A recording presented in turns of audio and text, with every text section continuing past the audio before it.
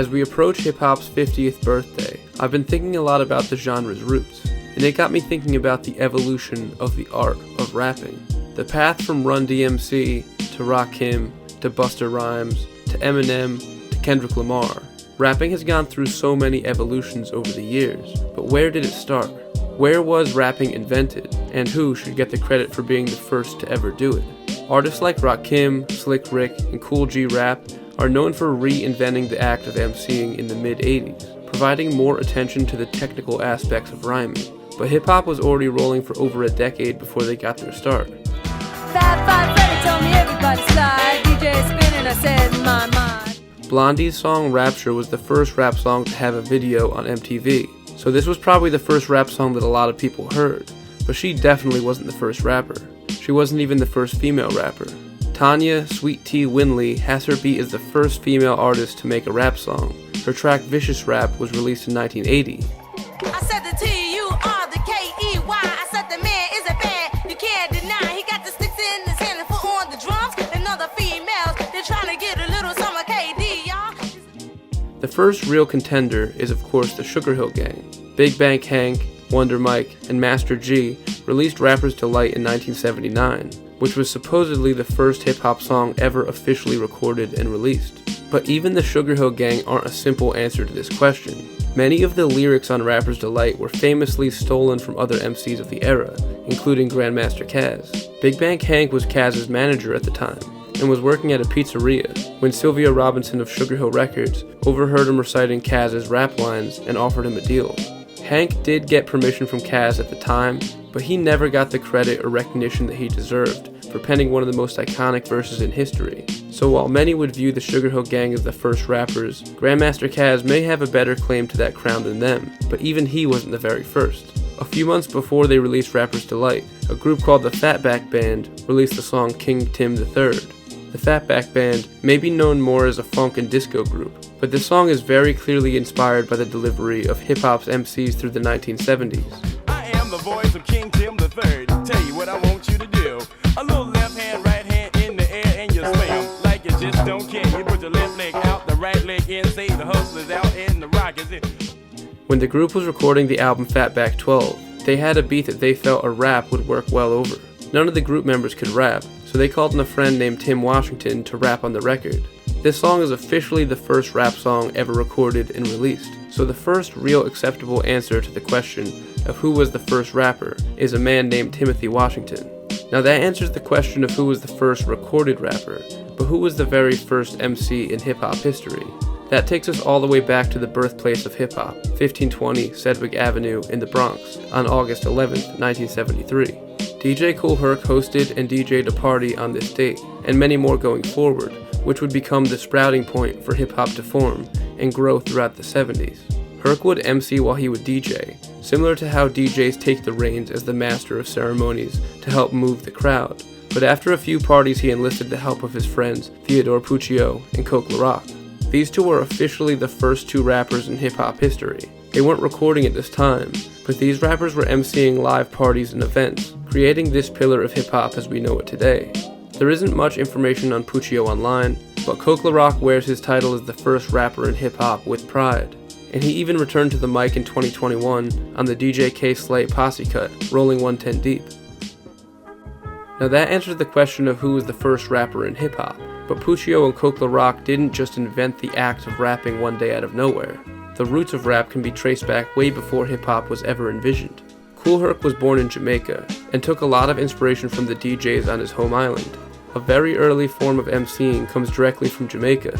They call it toasting, and DJs like King Stitt were rhyming and talking on records since the late 50s. Reggae one time, reggae can take it, handball, dance ball, yeah! There you have the summer top until the very last time. Since that directly influenced Kool Herc, it's easy to see the direct line from toasting to the MCing that they were doing in the early days of hip-hop. But rapping had roots on the mainland at this time too. By the late 60s, the word rap was slang for a sort of speech that was common among protest movements. Civil rights activist Hubert G. Brown even changed his name to H. Rap Brown at the time, but he wasn't rapping in the way that we know it today. In 1971, Isaac Hayes had a few songs named Ike's Rap on his album Black Moses, and he used it really to mean talking on a record instead of singing. And that was called rap, but there was some more music being released at this time that would be more of an indication of where rap was headed. In the late 60s and early 70s, there was a wave of musicians who would blend soul with political spoken word poetry, and that, maybe even more than the early Kool Herc parties, was the biggest predictor of where the art of rapping would be taken 20 years later.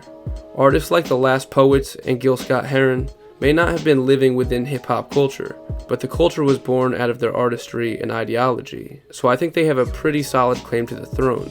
Green Acres, Beverly Hillbillies, and Hooterville Junction will no longer be so damn relevant, and women will not care if Dick finally got down with Jane on Search for Tomorrow, because black people will be in the street looking for a brighter day. The revolution will not be televised. As influential as these artists were, rapping can be traced back even farther than that. Many radio DJs in the 60s and 70s would rhyme on top of records to bridge the gap and keep the listener interested. Hank Spann is often thought of as the pioneer of this sound, and definitely deserves credit for inspiring the earliest rappers in the culture. Casey, the Prince of Soul, modeled his early rapping style off of Hank Spann, and Casey is known for being the first rapper to actually call himself an MC, so he's an essential person to talk about when diving into the history of MCing. Throughout the 50s and 60s, Muhammad Ali would become known for reciting rhymes to generate hype for his fights, and I've seen this referred to as the first rap that many people ever heard. Sunday might be great, but he will leave in 8. If he want to go to heaven, I'll get him in 7. He'll be in a worse fix if I cut it to 6. If he keeps talking jive, he'll go in 5. If he make me sore, he'll go like more. If he keeps talking about me, I'll get him in 3. If that don't do, he'll fall in 2. And if he run, he'll go in 1. And if he don't want to fight, he should keep himself home that night. But even so, it can be traced back even farther. Every so often a video will go around of the gospel group the Jubilenaires. Their song Noah, which came out in 1944, has a part where one of the group members is rapping with a flow that feels like a cross between doo-wop and soul with the hip-hop rapping in the 1970s. Hey children, stop, still, and listen to me. God walked down to the brandy sea. He declared that he was the son of man, and then he decided to destroy the land. He spoke to Noah. Noah stopped. He said, Noah, I want you to build me an ark. If you ask the Jubilenaires at the time, I'm sure they wouldn't say they were rapping, but looking back in hindsight, it's probably the closest that we'll ever get to hearing the first rap song. So the Jubilenaires would definitely be an acceptable answer to this question too. At this point, the answers get a little more abstract, because there isn't just one person that I could reference, but instead groups of people. A lot of people link the first instances of rap being in slave times in America. Slaves would often sing and create songs to express themselves and help cope with their pain and situations. And it's said that many of these rhyming songs resembled basic roots of rapping. More specifically, I want to mention the dozens. In the North American slave trade, slaves with deformities were sold by the dozen. So to pass time, these slaves would play a game called the dozens, which would essentially have them making fun of each other's disabilities in a playful and rhythmic manner. So this could be seen as a predecessor to rap battling, which is an essential part of hip-hop culture. Here's a clip of KRS-One explaining the dozens. Slaves were sold one by one unless there was a defect. Their leg was hurt, an arm was severed, mental issues, maybe sick. Those people were sold in a dozen. So slaves would start going back and forth with each other saying, well, your head's bigger than your neck, and that makes you a lollipop. Ah, your mother is so this, I could do that. Ah, and everybody would laugh at you, which then eventually became the dozens.